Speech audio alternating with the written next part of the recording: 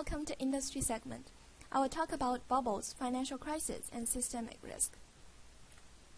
My whole project agenda follows introduction, bubbles, crisis, systemic risk, and conclusion. In this movie, I will focus on introduction and also talk about bubbles. We will continue discussion in class and hope you enjoy it. Let's start with introduction. Bubbles, crashes, and financial crises have been recurring phenomena in the financial markets from the early days up to the modern age. There are two phases in almost all financial crises. First phase is a run-up phase. Run-up phase is a phase when asset price bubbles and imbalances form. Initially, the imbalances are often hard to detect. Usually a boom in asset prices seems to be quite reasonable because of some form of financial innovation. We will see that in the coming examples. But as the bubble continues, the asset prices finally cannot keep up with ever-increasing valuation, and then the bubble bursts. The second phase is a crisis phase. Crisis phase is a phase when the risk that has built up in the background materializes and the crisis erupts. Crisis phase usually starts after a gradual buildup of a bubble and the associated imbalances. The sudden change can happen long after most market participants are aware, or at least suspicious, that a bubble has built up in the background. The triggering event of the crisis phase does not have to be an economic significant event by itself. For example, the subprime mortgage that triggered out recent financial crisis accounts for only 4% of the overall mortgage market. Because of amplification effects, even a small trigger can lead to major market crises and recessions. Amplification mechanisms can work both directly and indirectly to affect the economy. Directly working by direct contractual links and indirectly working by spillovers or externalities that are due to common exposures or the endogenous response of various market participants. Simply speaking, it is because our economy is well interconnected across sections. It is important to notice that the run-up phase and the crisis phase cannot be viewed in isolation. They are really just two sides of the same coin. Now let's move to some historical facts. Historically, bubbles, crashes, and financial crises have occurred with striking regularity. They occurred in financial markets at all stages of development, including both developed financial systems and emerging economies and developing financial markets. The earliest example happens in Mesopotamia.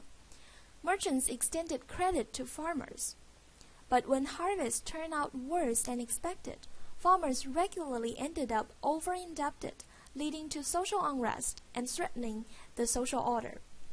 And this leads to cleaning of the slate, which means debt were wiped out from time to time, and farmers were given a fresh start.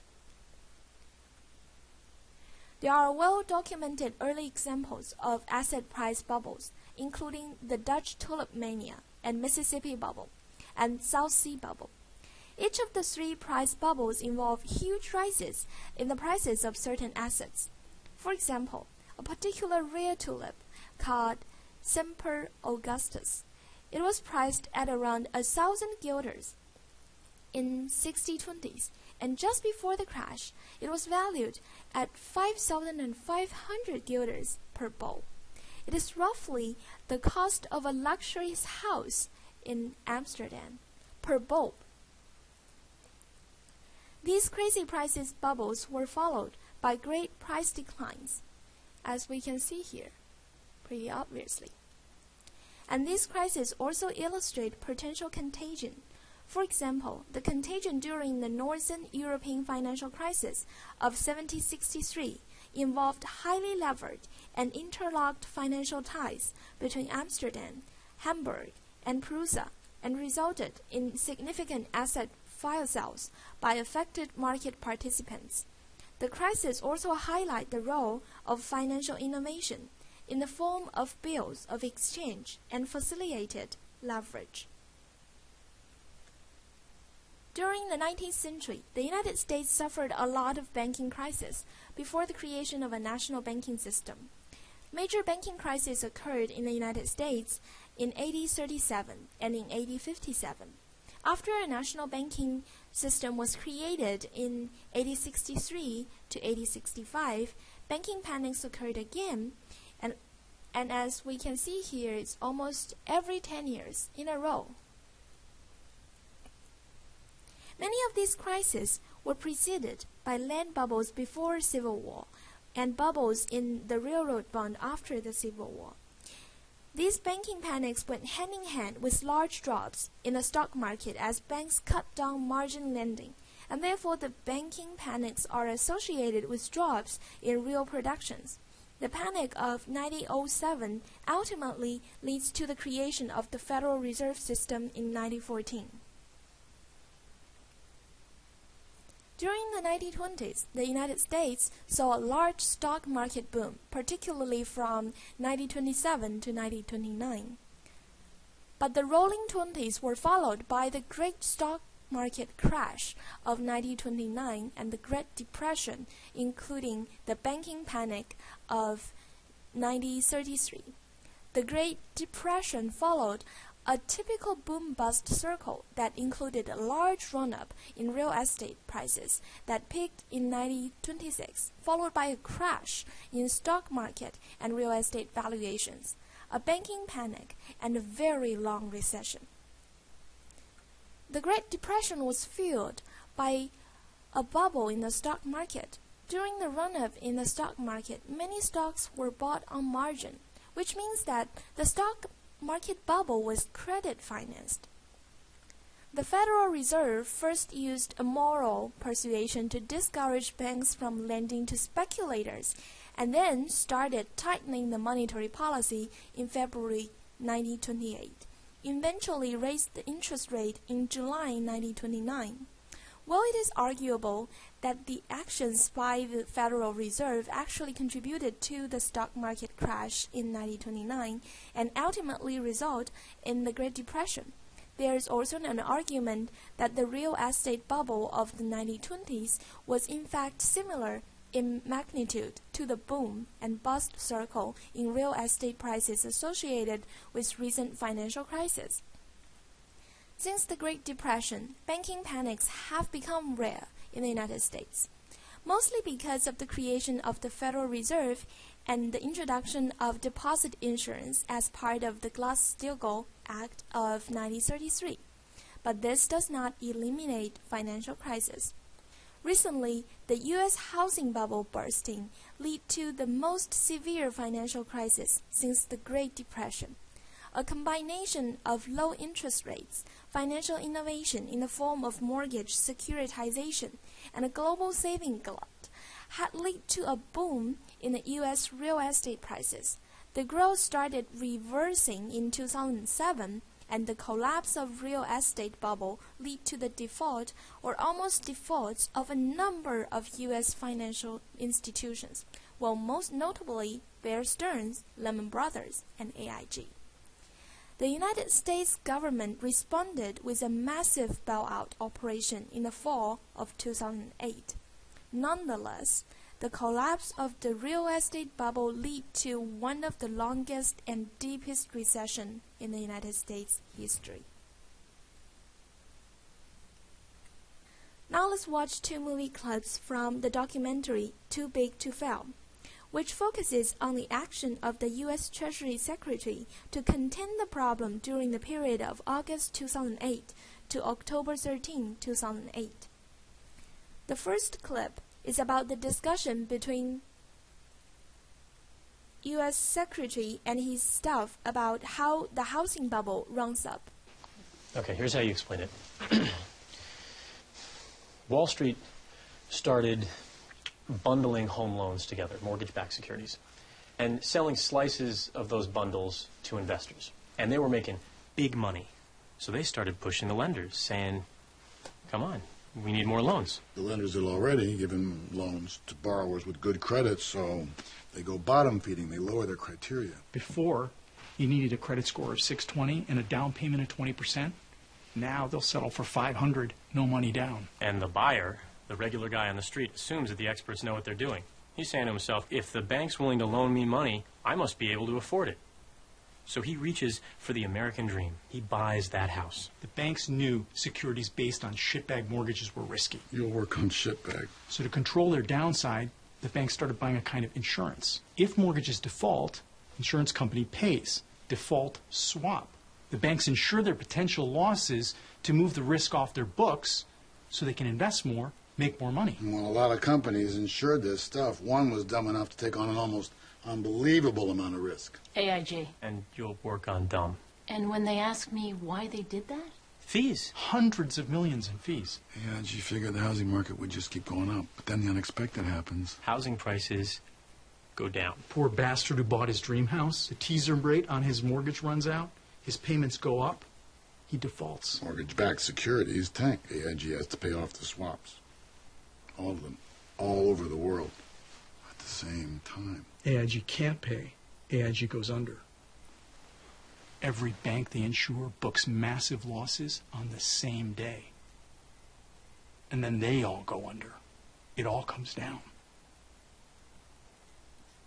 The whole financial system?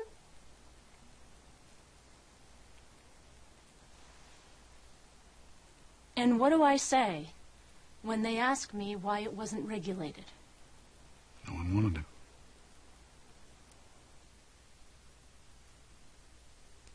The second clip is about the amplification effects and spillover effects after Lehman Brothers bankruptcy and the AIG crisis arises.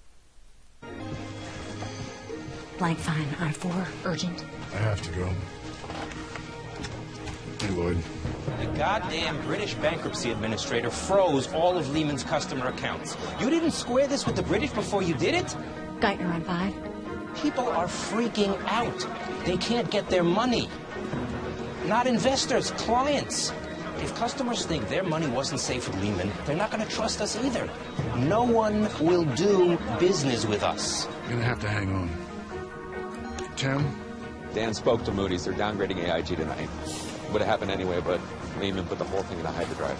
How far down are they? French finance minister on 6. They don't know. We're working on it. Christine? How could you let this happen with Lehman? What on earth were you thinking? We did everything we could, Christine. You allowed it to fail, Unc. It was a horrifying mistake. It is having catastrophic consequences all over Europe, and AIG would be even worse. The European banks have tremendous exposure to AIG. You need assurance you will not fail to act as you did with Lehman. It is not just an American problem. Thank you so much for John Mack. John. John 1.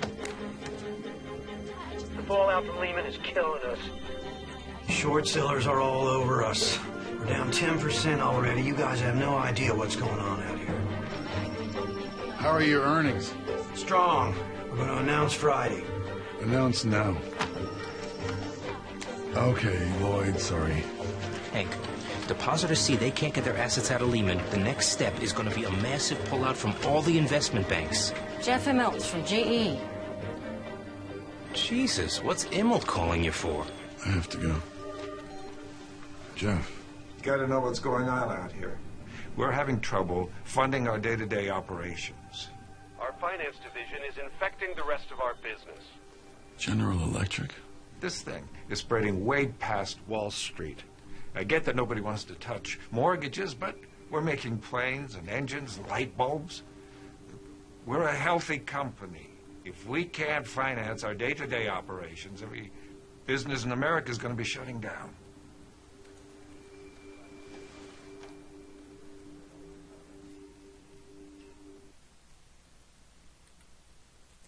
To sum up, while each particular boom and each particular crisis is different in its details and specificities, there are recurring themes and common patterns.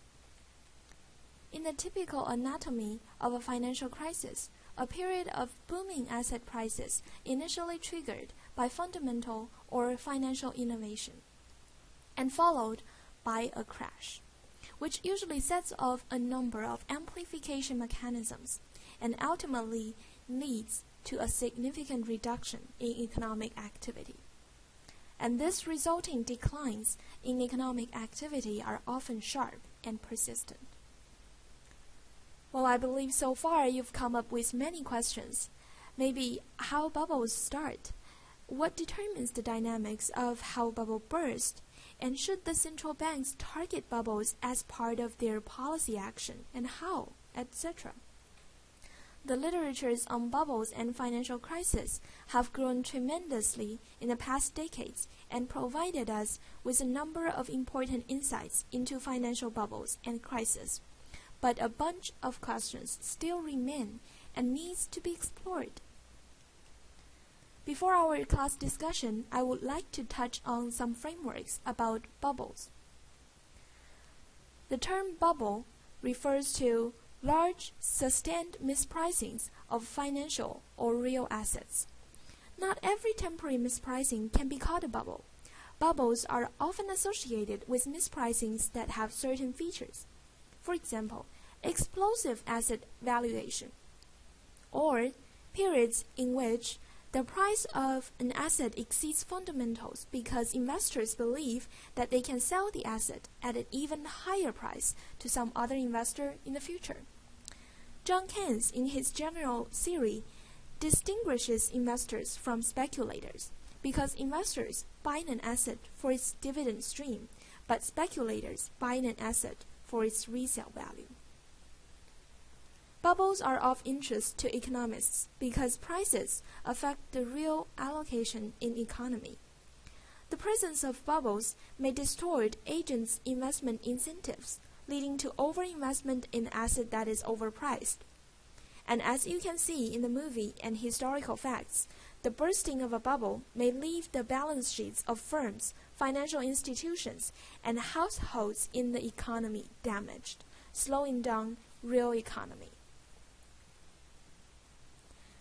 Hyman Minsky provided an early informal characterization of bubbles and the associated bust. There are 5 phases. The first one is an initial displacement. Usually a new technology or financial innovation happens in this phase and leads to expectations of increased profits and economic growth.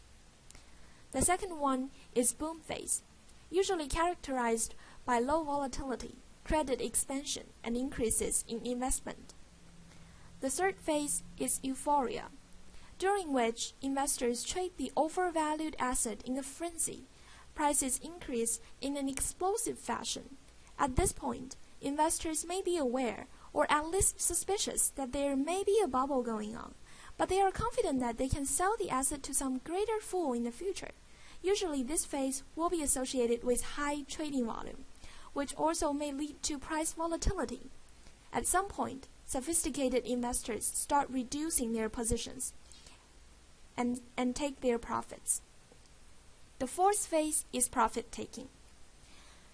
There may for a while be enough demand for less sophisticated investors who may be new to the particular market. And fifth is called panic phase. At some point, prices start to fall rapidly.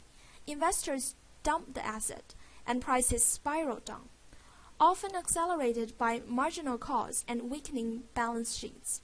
If the run-up was financed with credit, amplification and spillover effects kick in, which can lead to severe overshooting also in the downturn. The key takeaways from Minsky's narrative framework about financial bubbles are the explosive price passes and trading volume. Now let's take a look at rational bubbles without frictions. In the model of rational bubbles, investors are willing to hold a bubble asset because the price of the asset is expected to rise in the future.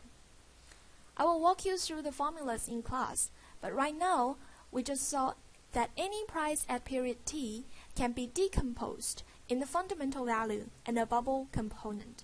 Please keep in mind that if any rational bubble has to grow at an expected rate of r, will eliminate many potential rational bubbles through a backward induction argument. I will leave the chunk of this model to class discussion. And now let's scan informational frictions. Rational traders may fail to act against eliminating an emergent bubble because there are risks of doing so. The first risk is a fundamental risk, which means that the fundamental value may jump unexpectedly and justify the high asset price. In this case, the investors that trade against the bubble turns out to be wrong and will lose money. The second risk is even if the rational investors turn out to be right, and they may still lose money if the price of the asset temporarily rises further and temporarily widening the mispricing. Just imagine yourself as the fund manager. Even though you've made a correct judgment about an asset bubble, since you've been trading against it, you won't earn as much as your competitors do during the run-up phase, won't you? Therefore, another class of frictions will allow bubbles to persist. It is called the informational frictions.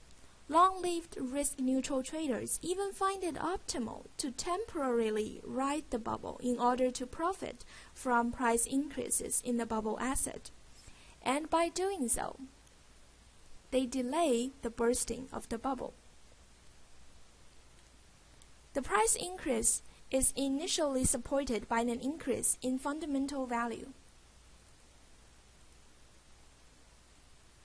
As we can see here, the fundamental value of asset rises until t equals to 110, and this initial phase before the bubble is called displacement period. In the displacement period, the fundamental value of a new technology is learned slowly, from t equals to 110 onwards. The asset price continues to grow even though there is no further increase in fundamental value, and that's when the bubble starts. From this point onwards, individual traders will become sequentially aware that the price is too high. The first trader may learn about the bubble at the time t equals to 110, but the last trader may only learn about the bubble at time t equals to 140. The key assumption here is that each trader does not know when he learns about the bubble relative to other traders. This means that to individual investors' perspective, the starting point and size of the bubble are unknown. Now let's scan delegated investment and credit bubbles. Most investors do not just invest their own funds. Instead, they finance their trades by raising equity or debt, or simply in charge of investing other people's money. Delegated invest can lead to further incentive distortions, especially when owners of the funds are unsure about the skills of the fund manager he hires. As a result, the fund manager may act short-termism, which means that they might buy the bubble asset just to ride the short run to make the price move up and prove themselves to the owners of the funds. And if the investors are funded by debt, their incentives can also be distorted by limited liability. Because of limited liability, the fund managers participate in the potential upside of the trade instead of the downside. So, a classic risk-shifting problem arises. Investment financed by credit can lead to bubbles, and once a bubble is underway, risk shifting may lead to further distortions. For example, when the fund manager realizes that they are underwater and the overpriced asset price is volatile, they have strong incentives to gamble and to double down, just wishing that the price will go up and the increase will offset their loss. Well, this may prolong the bubble and exacerbating its detrimental effects. Another class of models relies on heterogeneous beliefs among investors to generate bubbles. In these models, investors' beliefs differ because they have different pariah belief distributions, possibly because of psychological biases. For instance, investors who are more confident about the precision of the signals they receive will perceive a low variance distribution about the signal's noise term, and investors who are less confident about the precision of the signals they receive will perceive a high variance distribution about the signal's noise term. So in this case, those investors who have different pariah beliefs can disagree with each other even after they share all their information. Combining such heterogeneous beliefs with short sell constraints can result in overpricing, because optimists push up the asset price, while pessimists cannot counterbalance it because they face short sell constraints. In a dynamic model, the asset price can go even above the valuation of the most optimistic investor in the economy. We can show that in a simple example. In this example, there are two traders, A and B. They have heterogeneous beliefs, denoted by pi A and pi B. Both of them will value the asset at time 0 to be 50 when they have to hold it until time 2. But their beliefs differ in time 1 across different states. In the upstate U, A is an optimist, while B is a pessimist. And in the downstate D, B is an optimist, while A is a pessimist. Taking into the account of the option to resell, we can see that B can sell the asset to A at the upstate U at 90, making the upstate asset price 90 equal to A's expected asset pricing. And A can sell the asset to B at the downstate D, making the asset price D 25 equal to B's expected asset price. So we can see that the current asset price is bring up to 57.5. Even though both A and B expect the asset to pay off only 50 if they have to hold it till time 2, the price of the asset can still goes up and even above the most optimistic agent's valuation of the asset. Well, in this example, and also in the model of heterogeneous beliefs, please notice that it is essential. The less optimistic investors cannot short the asset due to a short sell constraint. Well, in this case, B won't be able to short sell the asset at time 0 to make money from the down state. I will end my introductory movie here, and please stay tuned for the coming class discussion. Thank you very much.